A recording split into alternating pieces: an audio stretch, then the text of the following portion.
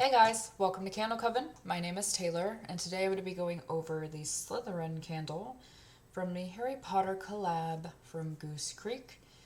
This is probably my favorite of the house candles, but very hard to say because Hufflepuff, that one really came for it.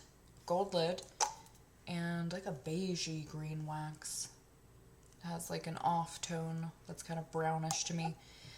And thick wicks also. Black Lake Waters, Fog Lace Dungeons, Woodland Embers, and Smoldering Amber.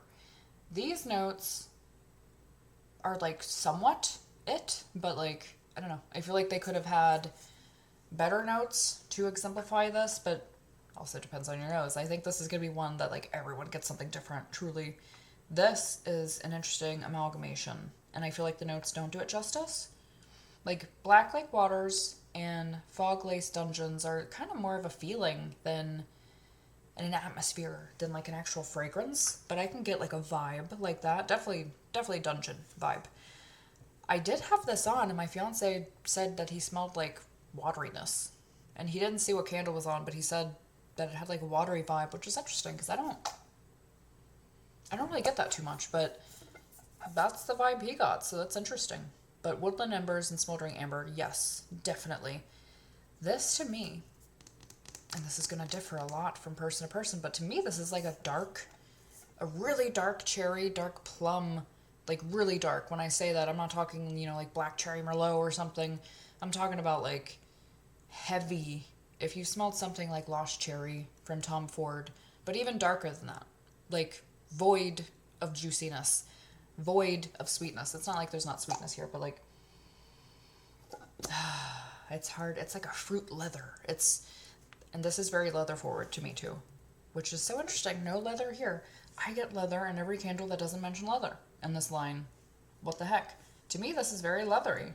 This is like a dark, dark, dark, dark cherry leather, like oud, smoke, amber, beautiful. Oh, it's beautiful. And there's like a hint. Someone mentioned online that they got coffee from this. I think I may have seen it twice.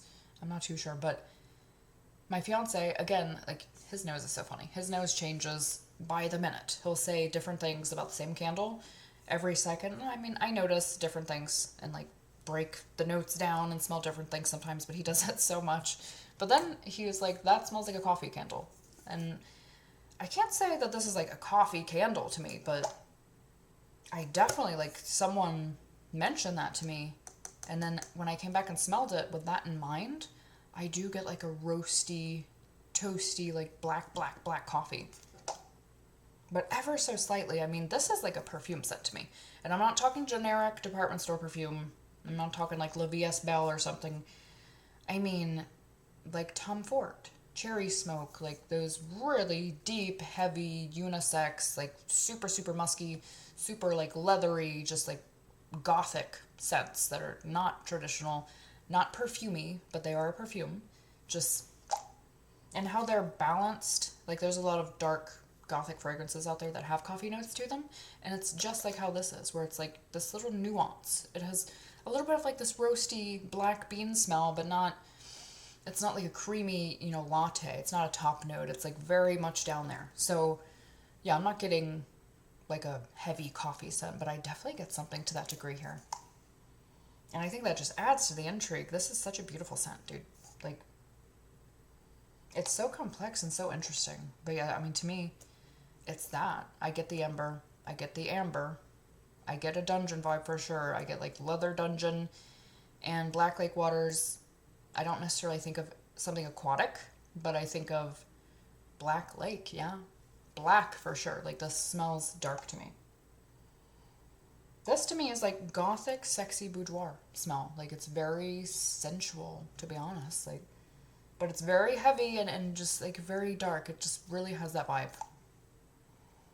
But there's that sweetness at the top where like, I feel like I'm getting like a plum cherry type of thing. Definitely like a dark fruit, black currant, something to that degree, but I'm thinking cherry more than anything. And yeah, not your traditional cherry, just really dark, leathery. I feel like there's like a sweet oud in here. There's a lot of wood. It's just really good, man. It's a beautiful scent, man.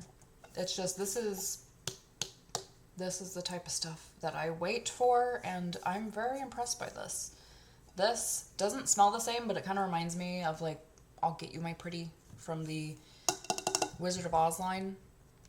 It's in that sort of family. That was really interesting and unique and, like, atmospheric, but pretty. Yeah, I really like this a lot, which is why I didn't burn it. Issue with this, and I feel really, like, I hate just, like, throwing a candle on a lamp and not burning it and reviewing it if it's not strong. I really want to be able to burn it so I know for sure, but I just already know how this is going to go. This is not, it's not unscented on my lamp, but it's definitely low, and I have a pretty strong feeling that this is not going to be a thrower burning. This is going to be something that is going to take halfway down the jar to start throwing, and I really don't want to light this and have to burn it for the next 4 days and get to that point to where I start smelling it a little so I can make a review just to say it's low anyway. Like, I have a very strong feeling, and I've burned, you know, hundreds and hundreds and hundreds of candles by now, so I usually know how it goes. I just have a feeling this is going to be a low thrower, and I'm sure other people are going to put some burn reviews out too for these, of course, but this is one that has been light for me so far, and I really hope it improves. I'm kind of surprised because this is definitely not one of the light candles of the line. This is, I don't know, it's perfectly sufficient on cold. It's not like a strong scent, but the Order of the Phoenix and Hogwarts, yeah, Hogwarts, straight up, those were like the two really light ones. And those are like outperforming this in the lamp, which is strange. Yeah, I mean, you never know what you're going to get, I guess. Yeah.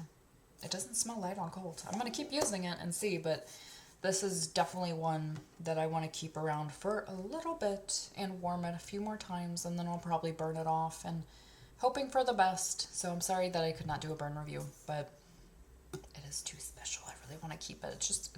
I highly recommend it. It's very, very, very pretty and unique and atmospheric, but like sexy. So yeah, if you're like a Draco Malfoy fan, this is like sexy Draco Malfoy. You could see it as like a hint masculine, I guess, but to me it's very unisex, kind of even leaning feminine because of what I'm perceiving as cherry. No, I'm very curious what notes are actually in here instead of these, because clearly they didn't put like a water oil and a dungeon oil probably. What did they actually put in here? Very curious. Yeah, it definitely reminds me of like Tom Ford Lost Cherry. The cherry perfumes that he has, they're really dark. But anyway, that is my review. I can talk about this one all day because it's very interesting and beautiful. So that's my reviews for Slytherin, and I'd love to know what you guys think of it. I'm very curious because I think we're all getting something a little different. And because the notes are kind of ambiguous, it really lets your imagination wander. So love to hear what you think of it. And thank you guys for watching. And don't forget to like and subscribe if you have not already. And share my videos with anyone who loves Harry Potter. And I'll see you guys next time. Blessed be.